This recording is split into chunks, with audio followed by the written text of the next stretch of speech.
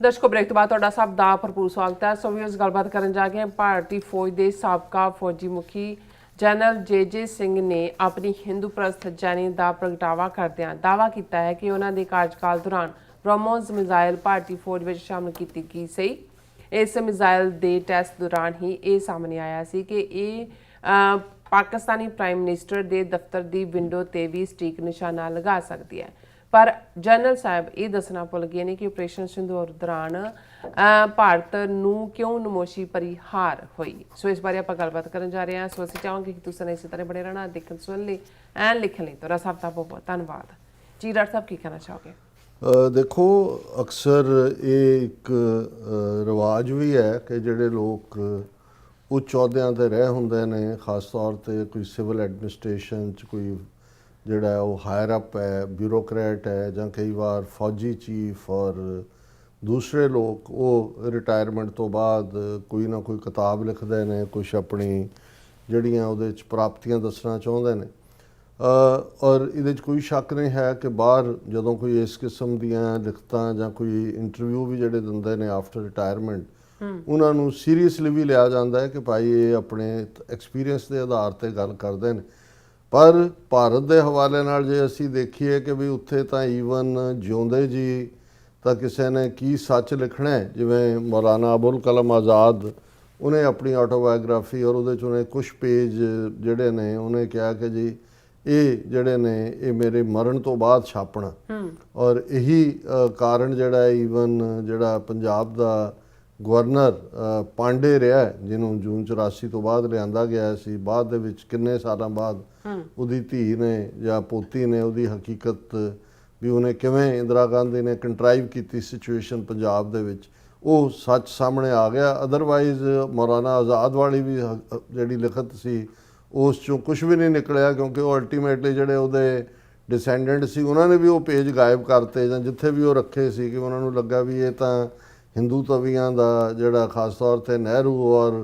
पटेल वर्गियां दा सच सामने आएगा। हुण ईवन मौजूदा दौर दे विच असीं देखिया कि नरवाणे जिहड़ा भारती फौज दा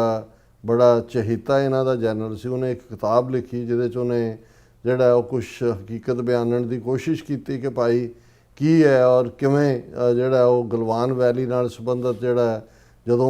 ਫੌਜਾਂ ਵੀ ਆਈਆਂ ਤੇ ਉਹਨਾਂ ਨੇ ਕਿਵੇਂ ਉਹ ਆਰਡਰ ਮੰਗ ਰਹੇ ਨੇ, ਉਹਨਾਂ ਤੋਂ ਤਾਂ ਕੁਝ ਨਹੀਂ ਦੇ ਰਹੇ। ਉਹ ਕਿਤਾਬ ਜਿਹੜੀ ਆਲਰੇਡੀ ਪਬਲਿਸਾਈਜ਼ ਵੀ ਹੋ ਗਿਆ ਸੀ ਕਿ ਵੀ ਛਪ ਕੇ ਜਾ ਆ ਰਹੀ ਹੈ, ਦੂਜੀ ਤੀਜੀ ਹੈ, ਉਹ ਹੀ ਅੱਜ ਤੱਕ ਬਲੌਕ ਕਰ ਦਿੱਤੀ ਗਈ, ਕਿਉਂਕਿ ਉੱਥੇ ਇਸ ਹਕੀਕਤ ਨੂੰ ਵੀ ਕਿ ਭਾਈ ਗਲਵਾਨ ਵੈਲੀ ਤਾਂ ਜੁੱਤੀਆਂ ਪਈਆਂ ਆ ਕੇ ਚਾਈਨਾ ਨੇ ਕਿਵੇਂ ਕੀਤਾ ਔਰ ਕਿਵੇਂ ਇਹ ਡਰੇ ਹੋਏ ਔਰ ਖੌਫਜ਼ਦਾ ਸੀ ਦਿੱਲੀ ਦੀ ਲੀਡਰਸ਼ਿਪ। ਹਾਂ, ਇਹ ਜ਼ਰੂਰ ਹੈ ਕਿ ਜਿਹੜੇ ਉਹ ਜਰਨੈਲ ਜਾਂ ਉਹ ਜਿਹੜੇ ਕਿ ਰਿਟਾਇਰਮੈਂਟ ਤੋਂ ਬਾਅਦ ਵੀ ਜੁੱਤੀਆਂ ਚੱਟਣਾ ਪਸੰਦ ਕਰਦੇ ਨੇ, ਹਾਕਮਾਂ ਦੀਆਂ ਖਬਰਾਂ 'ਚ ਵੀ ਰਹਿਣਾ ਚਾਹੁੰਦੇ ਨੇ, ਮਾੜਾ ਮੋਟਾ ਰੈਕਗਨੀਸ਼ਨ ਵੀ ਮੰਗਦੇ ਨੇ, ਉਹ ਉਸੇ ਲਿਹਾਜ਼ ਨਾਲ ਹੀ ਉਹਨਾਂ ਦੀ ਰੈਕਗਨੀਸ਼ਨ ਹੁੰਦੀ ਹੈ ਕਿ ਵੀ ਜਿਹਨੂੰ ਚਾਟੂਕਾਰ ਕਹਿੰਦੇ ਨੇ ਕਿ ਉਹ ਜਿਹੜੇ ਹਾਕਮਾਂ ਦੀ ਜ਼ੁਬਾਨ ਹੈ ਉਹਨੂੰ ਬੋਲਣ, ਉਹਨਾਂ ਦੇ ਸਿਫਤ ਗੁਣ ਗਾਇਨ ਕਰਨ, ਉਹਨਾਂ ਦੀ ਸਿਫਤ ਕਰਨ। ਉਹਨਾਂ 'ਚੋਂ ਇੱਕ ਪਗੜੀਧਾਰੀ ਜਿਹੜਾ ਹਿੰਦੂ ਪ੍ਰਸਤ ਜਨਰਲ ਜੇ ਸਿੰਘ, इस गल का ध्यान रहे कि जदों असी भी जदों ग्रो हो रहे सी, साडे पेरेंट्स की जनरेशन या दूजी हमेशा वो कहते से भी इन्होंने कदे कोई सिख जरनल नहीं बनन दिता 47 तो बाद। हालांकि क्योंकि सैकंड वर्ल्ड वॉर वेले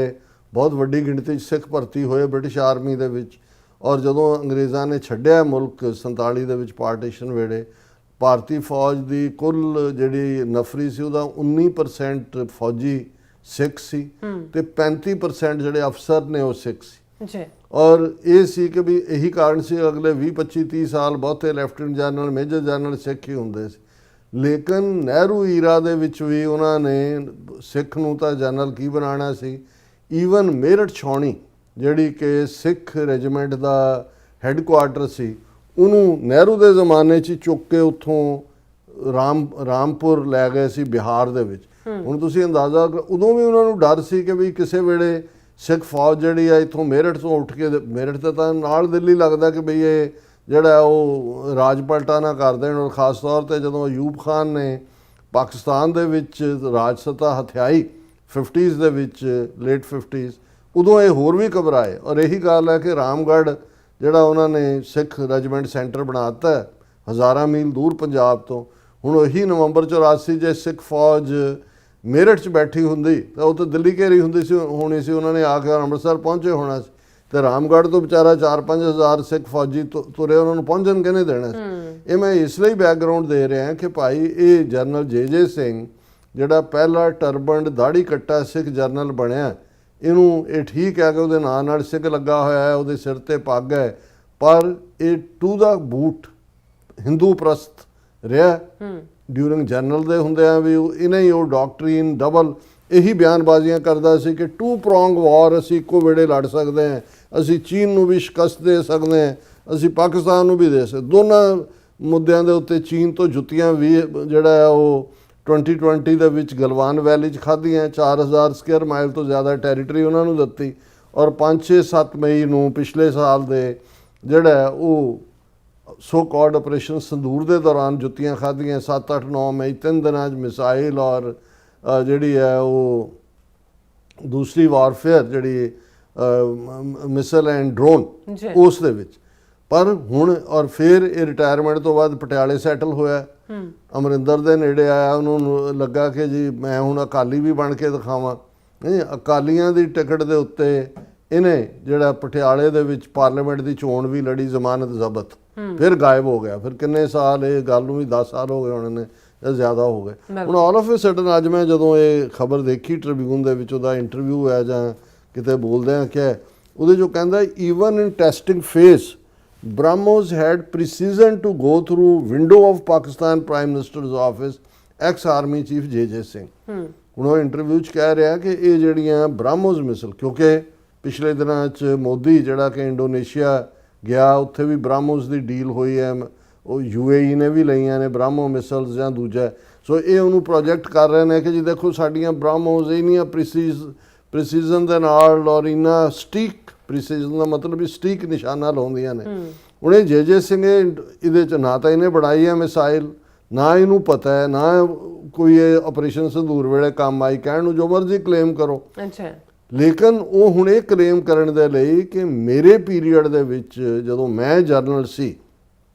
ਫੌਜ ਦਾ ਚੀਫ ਸੀ, ਤਾਂ ਮੈਂ ਰਿਕਮੈਂਡ ਕੀਤਾ ਸੀ ਕਿ BrahMos ਨੂੰ ਜਿਹੜਾ ਉਹ ਫੌਜੀ ਹਥਿਆਰਾਂ ਦਾ ਹਿੱਸਾ ਬਣਾਇਆ ਜਾਏ। ਔਰ ਉਹਦੇ 'ਚ ਉਹਨਾਂ ਨੇ ਕਿਹਾ ਕਿ ਜੀ ਦੇਖੋ ਮੈਨੂੰ ਜਿਹੜਾ ਹੈ ਈਵਨ 2007 ਦੇ ਵਿੱਚ ਮੈਂ ਅਪਰੂਵ ਕੀਤੀ ਸੀ ਇੰਡਕਸ਼ਨ ਆਫ BrahMos ਇਨ 2007, ਔਰ ਕਿਉਂਕਿ ਇਹਦੀ ਬੜੀ ਜਦੋਂ ਇਹਦੀ ਟੈਸਟਿੰਗ ਪੋਖਰਾਨ ਦੇ ਵਿੱਚ ਹੋ ਰਹੀ ਸੀ, ਉਦੋਂ ਵੀ ਜਿਹੜੀ ਪ੍ਰੀਸੀਜ਼ਨ ਹੈ ਉਹ ਇੰਨੀ ਸੀ ਕਿ ਅਸੀਂ ਇਹ ਕਿਹਾ ਕਿ ਭਾਈ ਇਹ ਤਾਂ ਜੇ ਪਾਕਿਸਤਾਨ ਦੇ ਪ੍ਰਾਈਮ ਮਿਨਿਸਟਰ ਦੇ ਦਫ਼ਤਰ ਦੀ ਵਿੰਡੋ ਨੂੰ ਵੀ ਹਿੱਟ ਕਰਨਾ ਹੋਏ ਤੇ ਇਹ ਬਹੁਤ ਸਟੀਕ ਨਿਸ਼ਾਨੇ ਦੇ ਨਾਲ ਇਹ ਕਰ ਸਕਦੀ ਹੈ। ਔਰ ਉਹਨੇ ਕਿਹਾ ਦੇਖੋ ਹੁਣ ਮੈਂ ਕਿਉਂਕਿ 2007 'ਚ ਇੰਟਰੋਡਿਊਸ ਕਰਵਾਈ ਸੀ, ਇਹਦੀ ਕਾਮਯਾਬੀ ਇੰਨੀ ਕੁ ਹੋਈ ਹੈ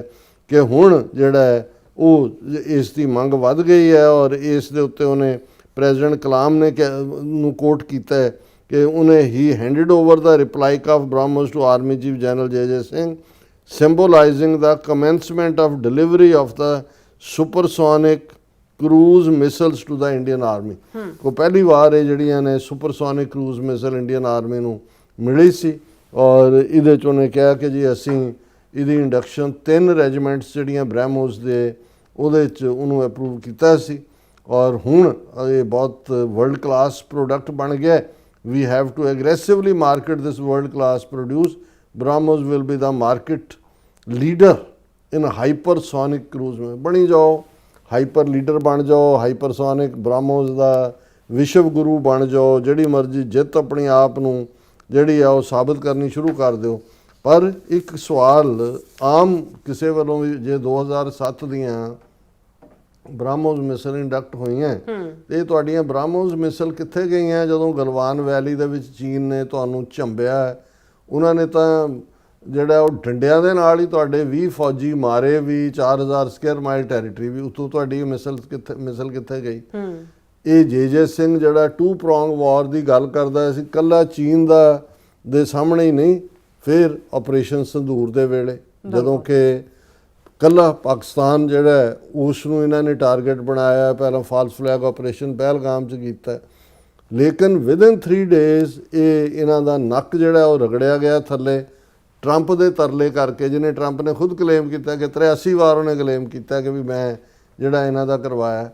ਆਲ ਆਫ ਏ ਸਡਨ ਜਿੱਥੇ ਕਿ ਇਹਨਾਂ ਦਾ ਦਰਬਾਰੀ ਮੀਡੀਆ ਜਿਨ੍ਹਾਂ ਨੂੰ ਤਾਂ ਹਦਾਇਤਾਂ ਸੀ ਕਿ ਜੀ ਫੌਜ ਲੈ ਜਿਹੜੀ ਆ ਲਾਹੌਰ ਪਹੁੰਚ ਗਈ, ਕਰਾਚੀ 'ਚ ਅਸੀਂ ਬਲੌਕ ਕਰਤਾ ਹੈ ਉਹਨੂੰ, ਇਸਲਾਮਾਬਾਦ 'ਚ ਇਹ ਹੋ ਰਿਹਾ, ਤੇ ਲੋਕਾਂ ਨੇ ਤਾਂ ਬਾਅਦ ਦੇ ਵਿੱਚ ਇਹਨਾਂ ਦਾ ਫੋਰਨ ਅਫੇਅਰਸ ਦਾ ਜਿਹੜਾ ਸੈਕਟਰੀ ਆ ਉਹ ਤਾਂ ਆਪਣਾ ਟਵਿੱਟਰ ਅਕਾਊਂਟ ਬੰਦ ਕਰਕੇ ਦੌੜ ਗਿਆ। ਲੋਕਾਂ ਨੇ ਇੰਨੀਆਂ ਕਿ ਗਾੜਾਂ ਹੁਣ ਲੋਕਾਂ ਦੀ ਨੂੰ ਤੁਸੀਂ ਇਹ ਕਰ ਰਹੇ ਹੋ ਕਿ ਜੇ ਅਸੀਂ ਜਿੱਤ ਗਏ ਅਸੀਂ ਹੁਣ ਤਾਂ ਪਾਕਿਸਤਾਨ ਨੂੰ ਜਿਹੜਾ ਹੈ ਭੂਟਾਨ ਬਣਾ ਦਿੱਤਾ। ਪਰ ਜਦੋਂ ਹਕੀਕਤ ਸਾਹਮਣੇ ਆਈ ਕਿ ਭਾਈ ਇਹ ਤਾਂ ਰਫਾਲ ਇੱਕ ਤੋਂ ਬਾਅਦ ਇੱਕ ਐਂਡ ਗਏ ਨੇ ਜਿਵੇਂ ਉਹ ਛੱਲੀਆਂ ਭੰਨੀ ਦਾ ਟਾਂਡਿਆਂ ਨਾਲੋਂ, ਔਰ ਉਸ ਸਾਰੇ ਤੋਂ ਬਾਅਦ ਕਹੀ ਜਾਓ ਕਿ ਜੀ ਅਸੀਂ ਪੌਜ਼ ਤੇ ਕਰਤਾ ਆਪਰੇਸ਼ਨ ਸੰਦੂਰ, ਅਸੀਂ ਇਹ ਕਰ ਦਿਆਂਗੇ, ਅਸੀਂ ਉਹ ਕਰ ਦਿਆਂਗੇ, ਧਮਕੀਆਂ, ਬਿਆਨ, ਰਾਜਨਾਥ ਸਿੰਘ ਨੇ ਕੀ ਕਿਹਾ, ਮੋਦੀ ਨੇ ਕੀ ਕਿਹਾ, ਪਰ ਜ਼ਰੂਰਤ ਤਾਂ ਤੁਹਾਡੀ ਪੈਂਦੀ ਨਹੀਂ ਹੈ ਕਿ ਵੀ ਤੁਸੀਂ ਜਿਹੜਾ ਉਹ ਇੱਕ ਕਦਮ ਵੀ ਅੱਗੇ ਜਾਓ। ਸੋ ਇਹ ਹੈ ਜਦੋਂ ਤੁਸੀਂ ਇੱਕ ਫਾਲਸ ਇੱਕ ਪ੍ਰੀਟੈਂਸ ਦੇ ਥੱਲੇ ਕੁਝ ਕ੍ਰੀਏਟ ਕਰਦੇ ਹੋ, ਇਵੈਂਚੁਅਲੀ ਉਹ ਵਾਪਸ ਤੁਹਾਨੂੰ ਆ ਕੇ ਹੌਂਟ ਕਰਦਾ ਹੈ। ਲੇਕਿਨ ਜਿਨ੍ਹਾਂ ਬ੍ਰਾਹਮਣਵਾਦੀਆਂ ਦੇ ਨਾਲ ਸਾਡੀ ਟੱਕਰ ਹੈ ਔਰ ਜਿਨ੍ਹਾਂ ਦੇ ਕੋਲ ਹਕੂਮਤ ਹੈ ਉਹਨਾਂ ਦਾ ਤਾਂ ਫਾਰਮੂਲਾ ਹੀ ਇਸ ਦੇ ਉੱਤੇ ਟਿਕਿਆ ਹੋਇਆ ਹੈ ਕਿ ਜਿੰਨਾ ਵੱਡਾ ਝੂਠ ਤੁਸੀਂ ਬੋਲੋਗੇ ਉਨਾ ਜ਼ਿਆਦਾ ਲੋਕ ਯਕੀਨ ਕਰਨਗੇ। ਸੋ ਇਹ ਇੱਕ ਪਰ ਇਹਨਾਂ ਨੂੰ ਇਹ ਭੁੱਲ ਜਾਂਦਾ ਹੈ ਕਿ ਵੀ ਅਲਟੀਮੇਟਲੀ ਝੂਠ ਦਾ ਗਬਾਰਾ ਜਿਹੜਾ ਹੈ ਉਹ ਬਹੁਤ ਵਾਰ ਆਪਣੇ ਸਿਰ ਦੇ ਉੱਤੇ ਹੀ ਆ ਕੇ ਫੁੱਟਦਾ ਹੈ। ਉਹ ਚੀਨ ਦੇ ਮਾਮਲੇ 'ਚ ਵੀ ਫੁੱਟਿਆ ਹੈ, ਪਾਕਿਸਤਾਨ ਦੇ ਮਾਮਲੇ 'ਚ ਵੀ ਫੁੱਟਿਆ, ਔਰ ਠੀਕ ਪਾਕਿਸਤਾਨ ਦੀ ਫੌਜੀ ਲੀਡਰਸ਼ਿਪ ਜਾਂ ਉਹਨਾਂ ਦੀ ਇੰਟਰ ਸਰਵਿਸ ਪਬਲਿਕ ਰਿਲੇਸ਼ਨਸ ਉਹ ਇਹਨਾਂ ਨੂੰ ਭਾਰਤ ਨੂੰ ਕਹਿੰਦੇ ਨੇ ਵੀ ਟਿਕ ਕੇ ਬਹਿ ਜਾਓ, ਮੁੜ ਕੇ ਤੁਸੀਂ ਤਾਂ ਇਹ ਧਮਕੀਆਂ ਦਿੰਦੇ ਹੋ ਕਿ ਅਸੀਂ ਪਾਕਿਸਤਾਨ ਦਾ ਵਜੂਦ ਬਟਾ ਦੇਵਾਂਗੇ, ਮੁੜ ਕੇ ਨਾ ਤੁਹਾਡੀਆਂ ਧੋਤੀਆਂ ਵੱਜੀਆਂ ਰਹਿ ਜਾਣੀਆਂ ਨੇ ਤੇ ਤੁਹਾਨੂੰ ਪਤਾ ਵੀ ਨਹੀਂ ਲੱਗਣਾ ਹੈ ਵੀ ਕਿੱਧਰੋਂ ਕੀ ਆਇਆ ਤੇ ਕਿੱਧਰ ਕੀ ਗਿਆ। ਔਰ ਜ਼ਾਹਿਰ ਹੈ ਕਿ ਭਾਈ ਇਸ ਦੇ ਲਈ ਜਿਹੜਾ ਪਾਕਿਸਤਾਨ ਦਾ ਰੁਤਬਾ ਇਸ ਪੀਰੀਅਡ ਦੇ ਵਿੱਚ ਇਹਨਾਂ ਦੇ ਇਸ ਕਿਸਮ ਦੇ ਜਿਹੜਾ ਜੰਗਜੂ ਮਾਹੌਲ ਕ੍ਰੀਏਟ ਕਰਨ ਦੀ ਵਜ੍ਹਾ ਕਰਕੇ ਹੀ ਪਾਕਿਸਤਾਨ ਇਸ ਵੇਲੇ ਇੱਕ ਰੀਜਨਲ ਪਾਵਰ ਦੇ ਤੌਰ ਤੇ ਵੀ, ਮਿਲਟਰੀ ਪਾਵਰ ਦੇ ਤੌਰ ਤੇ ਵੀ ਔਰ ਡਿਪਲੋਮੇਸੀ ਦੀ ਦੁਨੀਆ 'ਚ ਜਿਹੜਾ ਉਸ ਨੈਗੋਸ਼ੀਏਸ਼ਨ ਨੂੰ ਅਮਰੀਕਾ ਔਰ ਈਰਾਨ ਬੇਸ਼ੱਕ ਉਹ ਟਰਮਾਇਲ 'ਚ ਜਾ ਰਿਹਾ ਕਿ ਕੁਛ ਅਪ ਐਂਡ ਡਾਊਨ ਚੱਲ ਰਿਹਾ ਹੈ, ਲੇਕਿਨ ਇਹਦੇ ਬਾਵਜੂਦ ਪਾਕਿਸਤਾਨ